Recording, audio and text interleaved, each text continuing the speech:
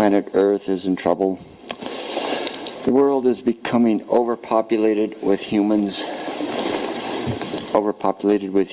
and they keep coming. Some areas of the world are seriously short of food, and some are out of clean drinking water or water of any kind. And many of the new people are clamoring for cars. Cars powered by gas, even though gas is getting harder to find and will eventually run out. And also the gas causes increasing global warming, which is now up to 404 parts per million carbon dioxide. It keeps going up. And there still are climate change deniers who have not studied the science or can't understand the science. Without exception, the deniers who actually study the science reorganize their minds and become climate change activists. So, if you see someone dragging their feet, check to see if they've actually studied the science. Maybe you can give them a hand. Every vote counts. Climate problems are actually worldwide problems, and again, every vote counts. Here we have the, you guys did awesome. The whole town did awesome. 10 megawatts by 2020. Well, that's out there, 5 pioneers, that's behind the roof, behind the chamber here. 5 pioneers worth of solar panels every month, all the way to 2020. And 10 megawatts actually fits in the city limits really nicely.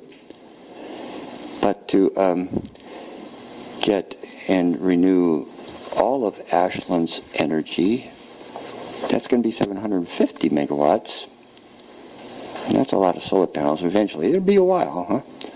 But eventually it looks like that's the answer.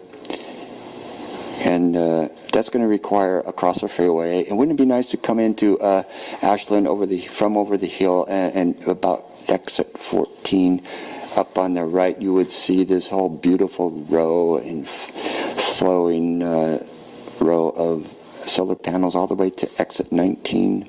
That's about what it's going to require.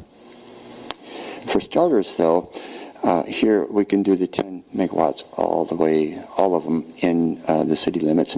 And using the double bundling, the third-party tax equity power purchasing agreement pass-through, using that price would work really good in this town. And it would not increase anybody's payments for the electricity whatsoever. However, so many people think, oh, I have solar panels and now I have free electricity. No, they still have to be paid for over 15 or 20 years. So it isn't any less electricity and it isn't any more. And that's a bunch of fancy paperwork finagling. Thank you to the Department of Energy, Washington. They're the ones that are keeping this going for the next 4 years. We're really fortunate here. We have people who know how to put them up. There's Timbuktu out there. They don't even know what a solar panel is. They don't even know what a climate change denier is. So when we compare, let's be careful that we keep our attention to the whole world, and we're jumping in there and contributing. Thank you.